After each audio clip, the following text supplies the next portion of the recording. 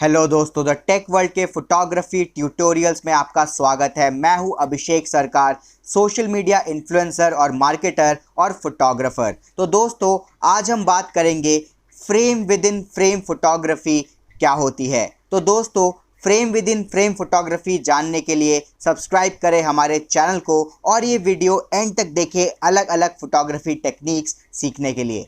दोस्तों, सबसे पहले जानते हैं frame with in a frame photography क्या होती है। दोस्तों, अगर आप किसी ऑब्जेक्ट को या फिर किसी सीन को खींचना चाहते हैं और उसके सामने या फिर उसके पीछे आप एक फ्रेम बना देते हैं, फोरग्राउंड में या फिर बैकग्राउंड में, ये फ्रेम नेचुरल भी हो सकता है या फिर मैन मेड भी हो सकता है, तो उसे frame with in a frame photography बोलते हैं। दोस्तों, इस टाइप के कॉम्पोजिशन के बहुत सारे फ़ायदे भी हैं। सबसे पहला फ़ायदा ये है, जब आपके सब्जेक्ट आपके सीन के सामने एक फ्रेम बन जाता है तो सारे डिस्ट्रैक्शन ख़त्म हो जाते हैं। लोगों का फोकस सिर्फ़ और सिर्फ आप जो दिखाना चाहते हैं उस पर ही जाता है। इस कॉम्पोजिशन का दूसरा फ़ायदा ये है कि ये किसी भी फ़ोटो में डेप्थ और लेयर ऐड करता है। अगर दोस्तों किसी भी फ़ोटो में डेप्थ या लेयर ना हो तो वो फ़ोटो काफ़ी फ्लैट या फिर बोरिंग लग सकती है। इस कॉम्पोजिशन का तीसरा फ़ायदा ये है कि आपका फ्रेम, आपका सीन इतना क्लीन लगता है, इतना बढ़िया लगता है, इतना सही लगता है कि लोग इसको काफ़ी देर तक देखते हैं। ये कॉम्पोजिशन विजुअली बहुत ज़्यादा इम्पैक्टफुल है और लोगों को बहुत ज़्यादा पसंद आते हैं। तो दोस्तों, हम आपको आगे बताएंगे कि आप किस किस तरीके से frame with in a frame का इस्तेमाल कर सकते हैं।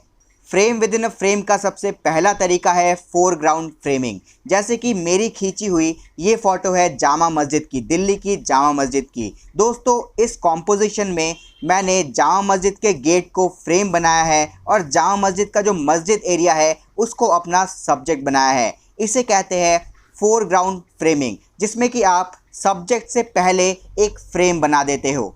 Frame with in a frame की दूसरी टेक्निक है बैकग्राउंड फ्रेमिंग। दोस्तों, इसमें फोरग्राउंड में आपका सब्जेक्ट होता है और बैकग्राउंड में आप फ्रेम बनाते हो। जैसे दोस्तों, इस फोटो में जो गेट है उसको फ्रेम बनाया गया है और बच्चे को सब्जेक्ट बनाया गया है।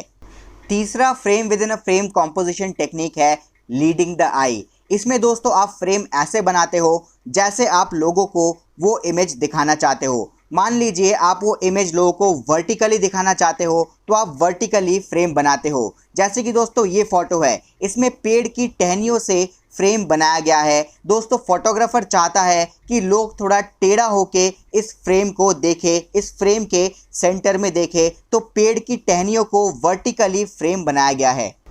Frame with in a frame का चौथा कॉन्सेप्ट है एडिंग अ डेप्थ। मान लीजिए ये फोटोग्राफ है दोस्तों, ये बैल्कनी से खींची गई है। बैल्कनी में जो रेलिंग होती है उसमें जो सर्कल होता है, उसमें अगर आप जूम करके उस सर्कल को फ्रेम बना के अगर आप बाहर के एनवायरनमेंट की फ़ोटो लेंगे तो वो सर्कल थोड़ा ब्लर आएगा और दोस्तों जो एनवायरनमेंट है वो बिल्कुल क्लियर आएगा। इसको शैलो डेप्थ ऑफ फील्ड भी बोलते हैं।